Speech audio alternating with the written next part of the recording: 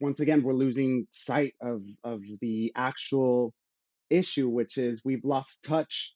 Period. We've lost touch with that initial excitement. I mean, of why wine was so cool to me. It was just cool. I took my first wine 101 and I fell in love with the discovery process. When we're 2 years old, we're in this constant discovery mode and everything's new, and that goes away as you grow up, and then you find a world like the world of wine and everything is new, and then at a certain point you get more curious and you keep going.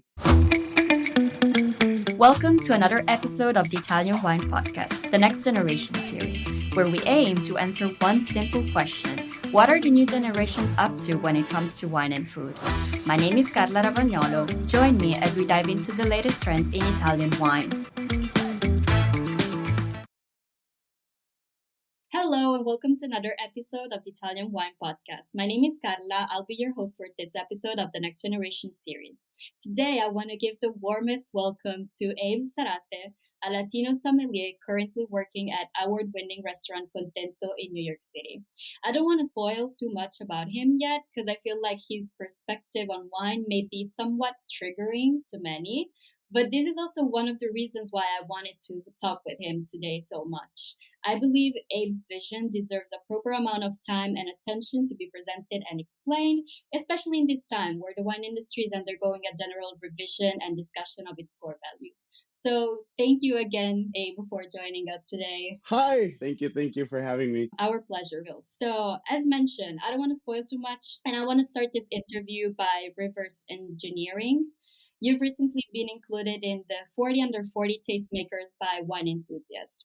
In its website, Wine Enthusiast states, quote, "The collective talent represented in the list speaks to innovation, progressive attitude, and the future of wine." What do you think got you the title of tastemaker? And actually, congrats. You have no idea how excited I am. Like, to see a Latino in that list is amazing. Thank you. So yes, what do you think got you the title of tastemaker by such a praised publication? Thank you. Many Latinas this year, more and more, which is super exciting. Yeah, I mean, it's really exciting always to be kind of positioned in that light. It's validating to a degree to my voice, whatever I have to say, my actions. But it really is more about the bigger work. My objective as a maybe last year was to start garnering attention so that I could hopefully shift that to these things that require not just attention, but people to come together and really, little by little, start affecting change in whatever way they can, without the without any of the judgment either. Because I think there's, even within our communities, you find that maybe someone's doing something for their community, and then another person's like, well, I can't, for whatever that reason is. You never know circumstances, right? So again, it's wherever they can pitch in, wherever they can lend a hand. That's the important thing. And yeah, it's really funny that that word progressive, because it's used as trendy almost, or like to describe a person who is potentially doing something that hasn't been done before, or to champion otherness, when in reality that otherness has been around for just as long. When you're part of that, it doesn't seem progressive. It's just kind of saying, hey, we've been here, to whatever community you're a part of. Yeah, because I feel also like this concept of otherness, as you mentioned, contributes to emphasize even more the differences instead of like actually creating and unify people under the same umbrella. So I think this part is also a little tricky. Yeah, and otherness is great because it's more about bringing in the perspective, right? Instead of emphasizing differences in a certain light, it's kind of saying, no, let's celebrate these differences and see how, instead of focusing on obstacles, struggles that these differences might present for us, how they've actually helped us. I recently was invited to a panel with Latinas in the corporate world, and I'm looking around. I'm like, so many of us are thriving, and we're not really let me preface, we can't forget about the struggles, right? We can't forget about all those things. But we really have to start shifting our mentality to how those very Latine things are actually propelling us. I agree. I totally agree. So in terms of otherness, let's continue on this, right? So there's the usual like wine consumer, right? Usually these people drink wine, enjoy wine. One of the things that I wanted to discuss with you is the fact that you are an awarded sommelier, doesn't drink. Could you please explain how this works? What does it mean? Why did you decide on this? Because also like one of the things that really struck me when we first started talking was that you used the word sustainability in such an unexpected and brave way because you started talking about having a sustainable career in the beverage industry. So could you explain a little more? What do you mean by that? Yeah, so these are very personal choices. And I think choice has been always a contentious topic, but especially currently in the world we live in. And one, I don't understand why choice is up for debate, right? So within that, it's every person gets to decide, okay, what is the best course of action for myself? In my case, with my misuse of alcohol, there comes a point where it's either, okay, well, no matter how many quote unquote rock bottoms and how many times I've tried to quit before, I either try one more time or I I'm pretty sure I know where this other path is going. So I going into it, I was frantically looking on social media, just searching the term sober sommelier, just seeing other experiences, how people were doing it, and not just, I mean, especially within the wine industry, if you're involved in it, but in general, like our world is, for better or worse, wine is not going away, and for better, because it's more than, again, you hear it everywhere, and it's true, it's more than just alcohol, right? So I knew that. I understood that I was going to be surrounded by it, even if I left the wine industry. So I thought, well, let me then just go into the deep end and give it a shot and really immerse myself in it. I did not want to be scared and be controlled by a substance. People talk about being controlled by a substance while you're using it, but you can also be controlled by a substance after you quit in different ways and almost in more dangerous ways to a degree. So I figured, I'm like, what's gonna keep me the most accountable? And I went to a weakness. I really, really cared about what people said and thought about me. So I thought, well, let me try to flip it around and sort of out myself. I already had some experience, I guess, with outing myself as gay a few years prior, and I'm like, let me go on a little outing tour. And I thought, okay, let me start just with my immediate circle of friends, the ones I know that really, really have my back, and nothing would change whether I drink or not. And then at my first 100 days of sobriety, I posted something, and that was the scariest thing because really, I mean, now I'm more removed, but if I bring myself back to that moment, I was shaking, and because it could potentially make me unhireable, um, somewhat of a liability. Again, you out yourself as having a problem, and then what? People are going to be kind of watching you. But yeah, it's just that concept of forcing myself to be perceived and turning that weakness into accountability. Why were you so scared? Like, why do you think there is such an emphasis on alcohol consumption? Because I feel like everybody, when we talk about wine, they always talk about like, oh, the tasting notes and the story, the producer. So like, you're still tasting the wines. You are a sommelier. The only difference is that you spit a wine after you taste it. So like, how come such a reaction, or like being so scared of feedback from the industry? Yeah, well, I talk about myself as a consumer too. I still consume wine, and more than the average person. It's just in different ways. Really, really. The only thing on the surface is that I don't. swallow the sip, but I'm still actively participating in that environment. So why was it so scary? Because why was it so scary? That's a great question. I think because it's the same point of I wasn't seeing anyone visible. Again, when I was frantically just searching on Instagram, even online, any sober sommeliers out there, uh, I found one 750 article that had been written a few years prior. Tim Hani, I might be mispronouncing it, but master sommelier, but he quit after getting his MS, or it was always some sort of idea like that. And I was like, well, is this actually impossible? And once again, I don't want to say that no one was doing it out there. It's just no one was visible, really, at least that I could find in that time. So that's why it was so scary, because I had no perceived backing of my community. So any differences, I felt like I would just be shunned, you know? There's already a feeling of otherness in, being Latino for sure, being younger.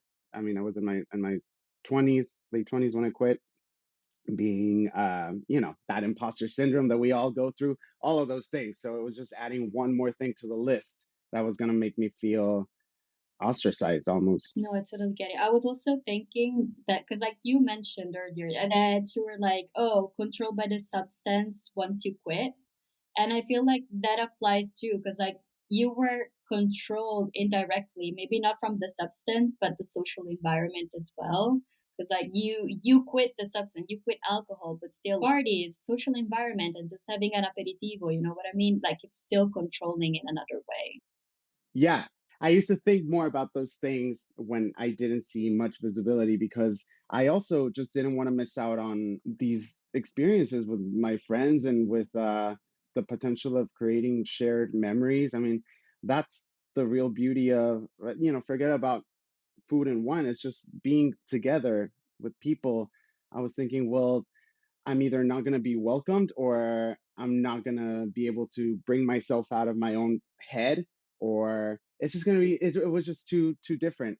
I just couldn't compute getting that same feeling and experience without drinking. And that's the most dangerous thing, because at that point, it was an enjoyment. It was just almost a necessity that I thought I needed to function in any social environment, and to connect, because really, what's the root of it all?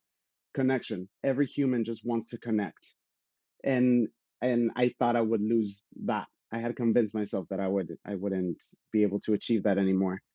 So that really was a scary part. But let's focus on the positive side of the story. So like how do you think sobriety enriched your experience as a sommelier? How does sobriety contributes to your job? Because I also remember I listened to one of your interviews and you were like, oh, sommelier's role is not to sell tasting notes, but it's to sell pictures. So Yeah, do you think sobriety helps you with this? Like, does sobriety helps you maybe focus on other aspects than tasting notes or alcohol? totally. Yeah, again, to me, because I was misusing it. So by not ingesting it in the way I was, then I got the biggest present of all, which was to be present, and to have clarity, and to be able to remember things, and be able to translate that over to, a restaurant setting where I'm talking to a guest, and I have an Alsatian Pinot Gris, and being able to say I visited, last summer, and it really reminded me of what Beauty and the Beast would be like in real life. And that's all I had to say. They were like, yes, send him my way. That's it. I didn't mention anything about the fruit, the structure, the story of the winemaker.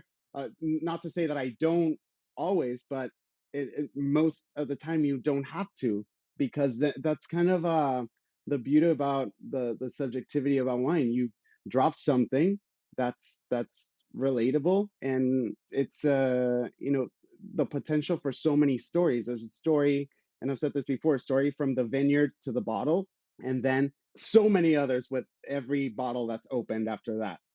So one bottle of wine has a potential for so many experiences that connect through that one beverage. You just mentioned relatability. So I have a hot question for you, Abe. Everybody in the wine industry, I feel like everybody's aware of this trend now, know that younger consumers are drinking less wine. Do you think that maybe some clients or you have some followers in your fans in your audience that relate to you as a sober sommelier? And also, what do you think on sobriety and or minor alcohol consumption among younger consumers? You know, I a couple of things. So one, I think someone sharing aspects of my experience in sobriety, I would argue we're helping the wine industry more than you think, because we are really focusing on that inclusivity aspect. I'll tell you one small example. If I say to a couple of friends, let's go have dinner, they're the ones that are, I'm fine with water, you know? I personally don't care. But they're like, okay, let me find this. Oh, this place I wanted to go to doesn't have anything non alcoholic. Let's go to this other place. That restaurant that didn't think of this other demographic, I guess, is losing out on three guests right there. You multiply that and that little lack of inclusivity, and this is a very minor area, right? Like inclusivity is a huge umbrella, we know. But all of those are affecting the wine industry, the beverage industry, hospitality more than any number, I think, of that you could present on Gen Z not drinking as much. And this is just through, I'm on TikTok. I'm around, I have a roommate in her mid 20s. I try to stay in touch with how other people are thinking and what they're doing and all those things and just seeing their behavior. And it's not that different from, again, from mine when I was in college. It's just, I think now they truly might be drinking better, and better can be many things. It can be maybe instead of buying three bottles of wine, they're buying one, but they're spending a little more.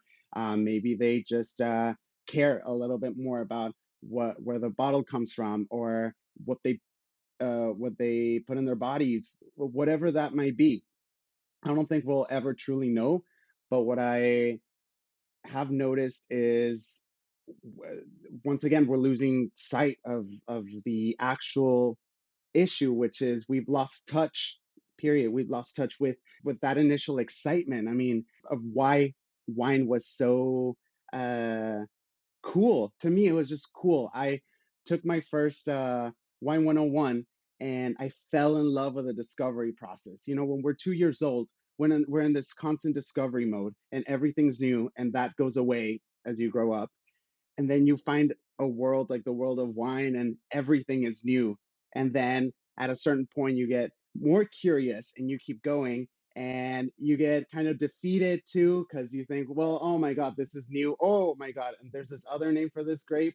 You're like, you're never going to know it all. But once you really give in to that element of surprise, and being comfortable with not knowing even the smallest amount of the large world of it, it is that discovery. It's just a welcoming surprise at all points. So that's really where I think we could refocus our energies. Wine is cool.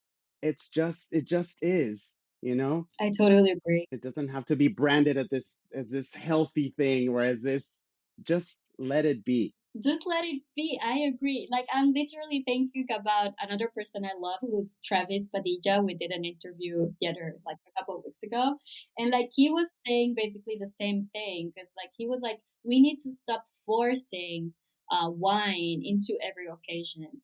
And I feel like these reinforces what you were just saying. Cause like we we lost that childlike curiosity, pass me the term. So like if we are completely forced to drink something, like we're constantly bombarded with like some information and stuff, we kind of lose interest in that. That's just the human mind, I guess. So the wine industry has to readdress this issue in a way. And the fact is that another example that Travis did, which I feel like fits the purpose now, is that he said, I want in the future, like whenever, in terms of like inclusivity and approachability, I just want to be at a party and have like in the same ice bucket a bottle of wine, a bottle of beer, a tequila, and maybe a soda now that you mentioned. You know what I mean? Like everybody should just enjoy the moment. And if they're interested and if they have that curiosity to discover more about the wine, then yes, like have a drink. If not, everything is fine. Yeah, give people the chance. They'll ask. You know what I mean? Like if people want to know more, they'll ask and they'll figure it out. We're in the age of information. It's what you said. We're bombarded with all of these things, and it's like let it happen. Let it become let wine become a feeling again. That you go back to a carne asada that I had this summer, and I'm like, oh, that was a really cool day. I loved it. When you try to recreate it, you're gonna bring, if wine was part of it, you're gonna bring wine again. Do you think, in a way, this is a very hot take, but do you think letting it be may actually contribute and increase awareness, consciousness, and education? I don't know. By letting it be, by letting people free, they may be more cautious about what they're drinking because they have to be the active part. You know what I mean? I think that should be the goal. One, I mean, I don't know about you, but when I was 23 years old, I didn't want to be told what to do. Exactly. I I don't I That's don't the want to be point. told that I should be drinking this or eating that, or I'm gonna do whatever I want, and I'm young and I don't have to worry about these things. Especially, I'm sorry to interrupt you, but especially if it's like an older person that is telling me what I'm Forget about supposed it. to drink. No. No, I s- back then I still had like 8 years of having to deal with authority. So yeah, I just wouldn't have responded to that. Like that's so no. But another focus is that word you said. It's conscious. I'm not. This is where I pay so much attention to language. One thing, it's sobriety is not abstinence. I myself am not even promoting abstinence. I'm promoting wellness, true sustainability. I'm promoting consciousness, conscious consumption, and all of those three things might mean that a person might need to quit alcohol completely, but not separate it from their life, because once again, for better or worse, that's not going to happen. Really, we're all, well, now this is going to sound corny, but everything and everyone is connected. Like there's no true separation as much as we like to think there is, or force it, and anything forced is bound to break at some point. So it's finding a way to coexist with all of these things. The way I see alcohol too is like any other relationship. Even when I first started, I talked about it in human terms. Falling in love with those first 2 ounces of wine that were poured for me, that I was tasting, and that um, you know it looks, smells, and tastes like where it comes from and like where it grew up. And the more you spend time with it, the more it opens up. It's a true relationship in that sense. And the people, the actual people that I'm closest to in my life, we have so many boundaries and respect for each other. And that's why we're so close. It's the opposite of what we might think of boundaries. Like boundaries don't separate me from people. If anything, they allow me to, okay, now we can really get close because there's that trust in each other, and that's how I feel with wine. Even even if it's not a person, maybe it's a weird way to look at it, but it works for me. A new question just popped out into my mind because we were talking about forcing things, right? So, what is your take on dry January? Because basically, it's an initiative that forces sobriety or abstinence for a whole month. So, my question for you is, do you think this is actually causing more damage to the wine industry than help? Meaning that thinking that we need to call for a sober month, does this highlight that we may have an abuse problem with alcohol? Like, do you think this causes more damage than help? No. Short answer, no. I think it might highlight that some people have an issue with it. It might also highlight that you don't. But there is huge value in hitting pause on anything and really, if you really take the time to sit with, okay, let me think a little bit about like why why I felt like I needed to stop for a little bit. And then if you come to the conclusion that you don't have an issue, then you have just more clarity, like I said, to go along and reintroduce alcohol or wine or whatever it is in the right way that works for you. It's not dissimilar, again, to another human relationship where, okay, maybe we're not working out as uh, romantic partners, but I think we're better off as friends. That sort of idea. You just tweak things and figure out what it is that's really making you tick and reach for what is the intention with drinking. Are you drinking because you're enjoying it, or are you drinking because you're just searching for connection and feel like you have no other way to achieve that, and then figure that out. Got it. So you think of it mostly as a moment for yourself to just sit down and have a honest conversation with yourself. Listen to your body, listen to your mind, and be like, okay, Yeah, how am I approaching and relating to wine? Like, what is my relationship to wine or alcohol? because again, had I not quit drinking, and this is just one example, had I not quit it, I don't know, don't mean to get too dark, but I don't know if I would still be existing. I don't know what would have happened. And that just means there's one less person consuming. Again, you multiply that by however many experiences are being shared, and you're you're left with a declining industry regardless, instead of allowing people the space to figure themselves out and re-enter in the right way. And I think right now we're just kind of like trying to come up for air because we're going through a period of overcorrection. And like anything, it'll balance out again. It's just people, it's time. People take time to reacquaint themselves with themselves, with their own person. Switching topic a little bit, like changing topic, I want to continue the reverse engineering process. So I discovered while I was talking to you that your family is originally from Mexico and you've been raised between Guadalajara and Laredo in Texas. So my question for you is, as a Latino, what led you to pursue a career in the wine industry? And did you face any challenges at the beginning of your career? I got very lucky. I've always been in environments that have been very welcoming, and people haven't hesitated to take me under their wing. But I also think I mean, really, I think I'm a what I've been calling a palatable minority.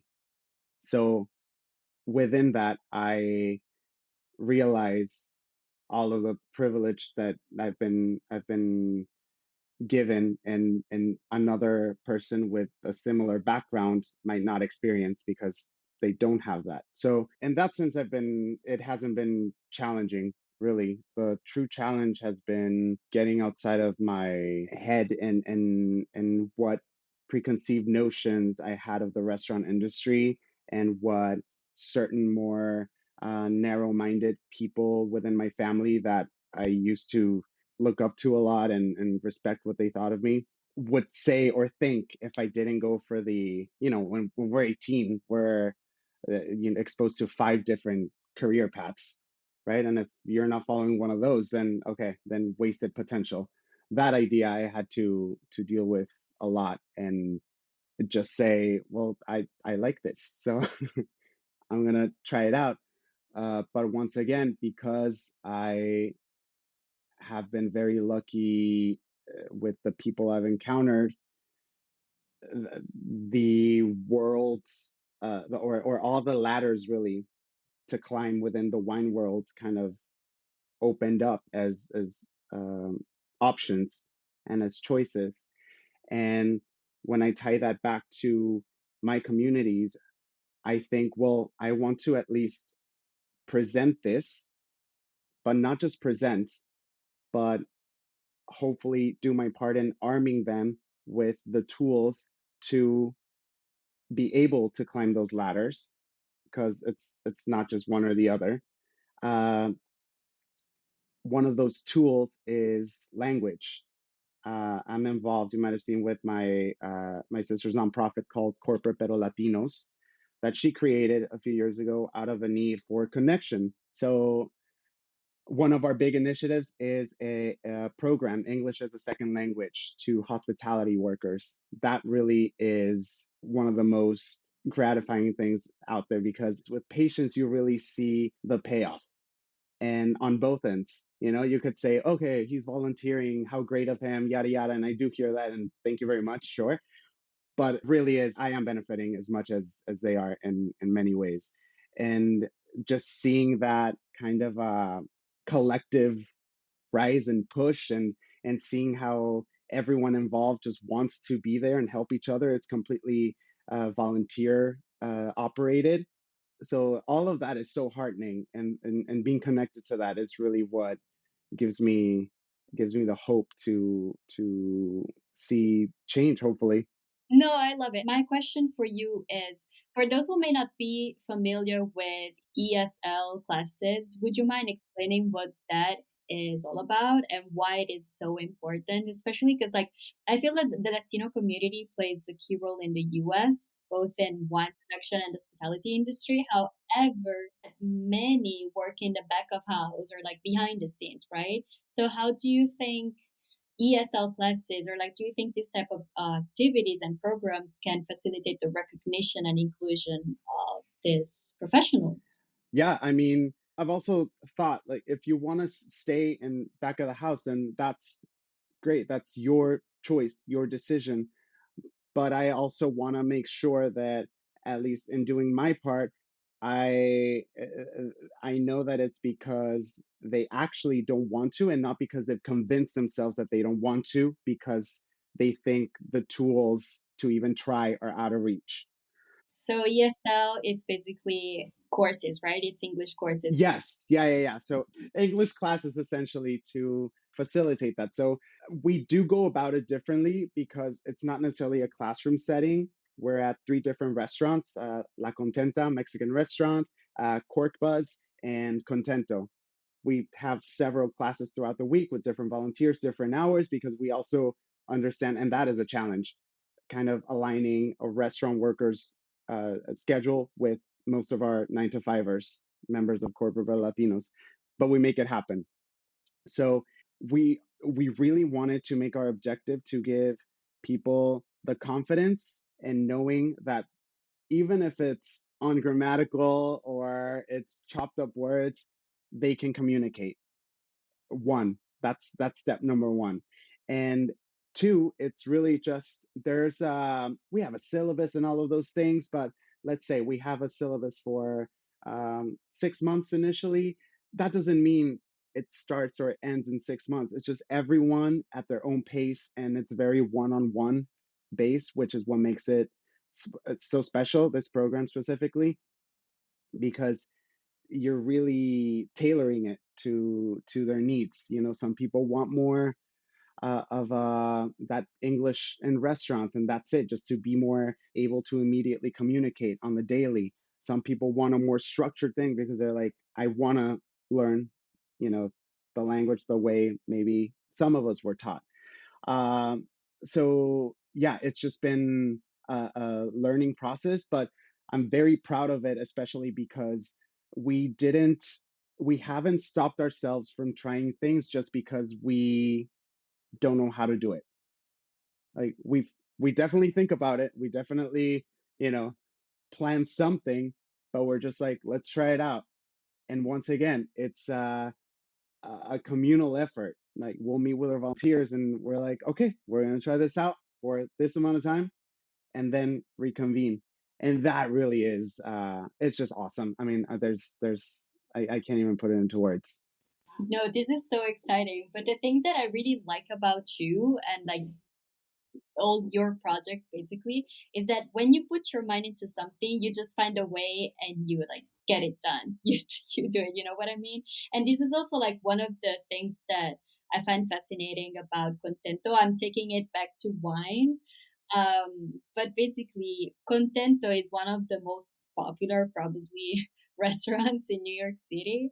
It's owned by Yannick Benjamin, and its cuisine, it's inspired by West African, Caribbean, and soul recipes. So the thing that fascinated me is that these cuisines are not usually associated with wine consumption. So this is why my question for you is like, how did you overcome the challenges of pairing something like mofongo and yupita with wine? You know what I mean? Like, how do you explain people? How do you make people feel excited about it?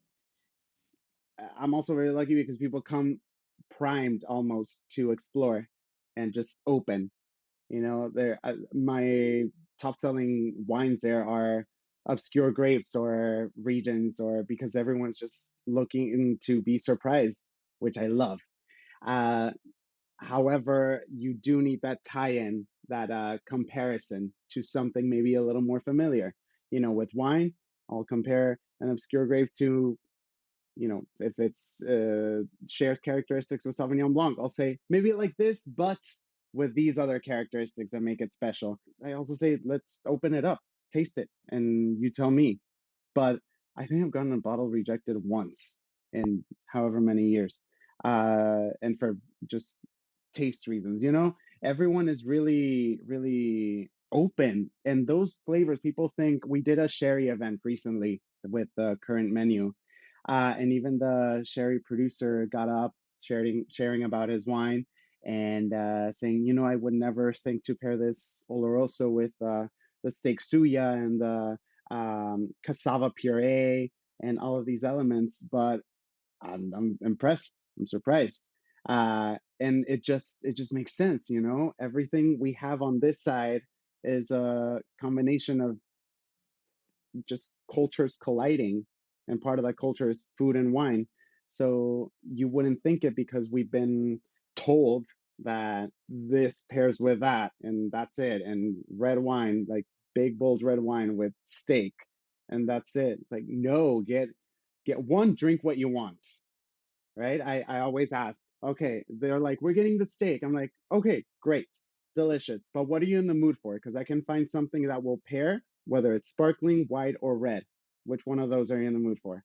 That kind of conversation that doesn't feel overwhelming, I don't think, to someone as a guest.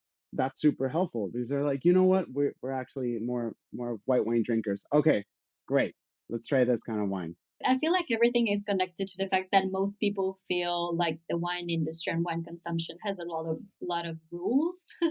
Because like also when it comes to pairing, as you mentioned, like, oh, I'm having a steak, so I'm supposed to drink red wine. No, you're not. Like it's not something you have to do. You know what I mean? This is why what I like Exactly. about your philosophy and your way of serving wine. So earlier you mentioned and you touched on the fact that Contento is a very welcoming and inclusive environment. And one thing I noticed in your wine list is that this inclusivity is reflected in it as well. We read section titles such as Stories We Are Compelled to Tell, which is pretty different from the usual sparkling red, white wines of France. You know what I mean?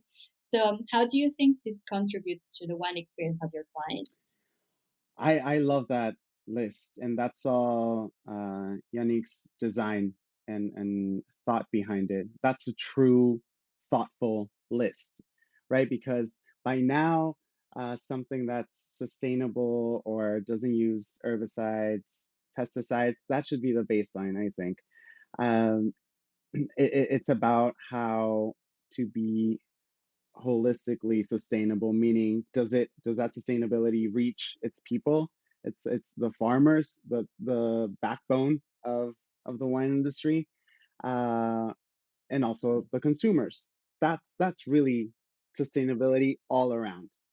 So uh, to be fair, most of the list has a story that we feel compelled to tell. But we like to switch it up. The first few pages is what you're referring to, the wines of social impact, and we add little blurbs about them. Whether it's highlighting, the first black female winemaker in South Africa, the first recognized Native American and queer winemaker, Tara Gomez. There's a bunch, like the ways in which wineries take care of their workers by providing year-round uh, employment, stake in the company, uh, anything like that that shows some advancement and some care beyond just the baseline. I totally agree. And one other thing that I found interesting, in addition to these like brief descriptions that you added for each wine label, which I find extremely helpful, if I'm not gonna lie, because like sometimes I know this is gonna sound so naive, but like you know how there's just like the name of the producer and the name of the wine, and if you're not familiar with the producer, it's just gonna be like a name. You know what I mean? Like having a brief description, it's extremely helpful, and also another thing that I find interesting in your wine list is the fact that it includes data and statistics about disability. I think it's brilliant in order to spread awareness on the topic as well as inclusivity, as mentioned earlier. I feel like it's been the common thing throughout this interview. So, my question now would be: did any clients ask you for further information about disability after reading the data? Or, like, could you say this is an effective conversation starter? Both are like for the ethical and like the wineries or the disability. Like, do you think wine lists could be an effective tool? Totally, totally, totally. More than a conversation starter, I think it's a curiosity starter. I don't think those conversations necessarily have to happen at that time or place, but our hope is that it would spark something in them to, if anything, next time they go to a restaurant, clock whether someone with a disability might be able to enjoy the same experience alongside them, and just kind of really be aware of those things. And of course, awareness is only half the work, right? Because if it's not met with action, then it doesn't mean anything, I don't think. But and by the way, that action doesn't mean building out a restaurant. It could be sharing that information that you've been given, or but yeah, we get questions and people are curious as to what other things, again, that mostly what we provide. But again, it's about just being that space for people to show up and tell us how we can make their experience more enjoyable. And if we can, we will, for sure. A lot of disabilities are also invisible, so you never know, and all you can do is be there. you know Being there is not that obvious. So I feel like, as you mentioned, awareness is the first step and it's essential because without awareness, there's no action. But at the same time, action is required too. So, one last question. Okay, let's say I fly to New York City, I take that plane, I get to your restaurant, and I want to have some mofongo, which is a plantain based, for those who may not know, it's a plantain based recipe from the Caribbean. And I want to pair it with a white wine. What would you recommend? so I would go with sense of place, right? The Caribbean, that maritime influence, something that's seen, sun. Um, Italian immediately popping up is maybe from Tuscany, Montanidoli, Vernaccia, those really where you can feel, again, those that influence of sun, but it still has all the freshness to lift up that the other elements in the mofongo. It could be, if it's a white sauce, well, then it feels like an obvious pairing, right? But if it's a criolla tomato based sauce, still it's kind of a surprise, like, oh really? I heard it's when you're pairing, you're thinking about the sauce. Yes, yes, really. That umami, that salinity in the wine, texture, texture, texture. So that's one, off the top of my head. But there, I mean, island with island, Sicily. Let's go Etna Bianco. There are over, 1,000 grapes in Italy to explore. Uh, just get it But I going. feel like here the interesting part is how you associated the fact that the recipe is like from the Caribbean and you went like straight to like Caribbean slash Mediterranean in this case, like like wines, like the association you did. I feel like for a consumer it's very easy to understand and interesting. So this is how wine pairing is supposed to be. Yeah, the way I think about wine, again, it's kind of in pictures. I think, okay, where would I be eating this mofongo Mm, first and foremost? Okay, and then what would feel good to be enjoying in that same setting? hmm. And that's it. Then I like transport myself to wherever that would be. Yeah. Um, My mouth's and watering that's now. it, Yeah, I want love the it. mofongo. No, I'm kidding. No, it's so good. It's so good. Yeah, and then chicharron on Oof. top. Yeah, you got it. Yeah, You got it. yeah. Well, that was my last question for today. Thank you But so much. thank you so much, Abe. It's been extremely fun. So hopefully I'll see you soon in your Yes, city thank or here you. in Italy. Please come see That too, us. yeah. Thank you so much for joining us today. Let us know your thoughts on our social media at Italian Wine Podcast and follow us to keep up with the next generation of Italian wine people. Cheers!